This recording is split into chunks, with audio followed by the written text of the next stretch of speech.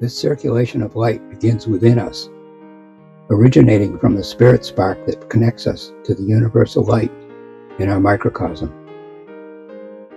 The second transformation, from John to Jesus, the light penetrates the head sanctuary, marking the beginning of a completely new consciousness. The third transformation, from Jesus to Christ, the new consciousness, which has grown from the spirit spark within us, can now connect with its origin, the universal divine spirit. The entirety of our being can thus be transfigured into a new existence. How does all this apply to us in the 21st century? How does my life change as we follow this process? All the things that grabbed our attention and our energy, our desires, our wants, our needs, they begin to lose their grip on our consciousness. We begin to see everything around us more objectively.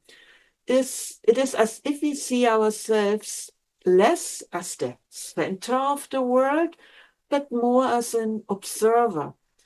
And then when we begin to see the newborn soul, Jesus, as the gate, as the singularity in our own being, as the most important figure in our being, we are on the path of finding the true meaning and fulfillment of our life. As we begin to understand and see the truth, the divine plan for our lives, we can begin to accept things as they are and embrace the necessary cycles in our life. We stop worrying incessantly over everything that impacts our perception of the world, the small things and also the big changes. And even the injustices in the world, we begin to see it differently, but without losing our compassion for our fellow human beings. We actually are taking our compassion to a deeper level of a true connection and impersonal love for humanity. By stepping out of the ego's control, we empower ourselves and make it easier for others to follow suit. We allow the truth of our true purpose in life to penetrate our consciousness and radiate to the world around us.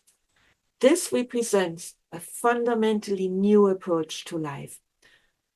This path is possible for everyone. It leads to a new life rather than the same old, all these repetitions. So all spiritual Gnostic schools of the past, as well as the Golden Rosy Cross today, they exist to make this path known to humanity. And they want to enable us to follow it so that we can become agents of change for humanity. The necessary steps along this journey, they are available to all of us, beginning in the rose of our heart within the spirit spark. And there lies the beginning of this transformation. Angelus Silesius, a German mystic from the 15th century, he expressed it like this.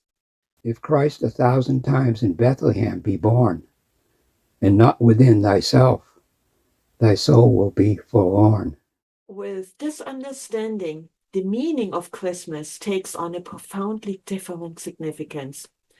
It is not merely a historical event in which we may or may not believe. It is not something that occurs outside of us. It cannot be limited to a specific time of the year. Instead, it symbolizes the path of inner transformation and the reconnection with the divine spirit. And it's allowing us to become the true and free human beings once again. And in the darkness of our egocentric nature, this is the stable of Bethlehem. There, the true light of the Spirit. It is born or can be born in our hearts.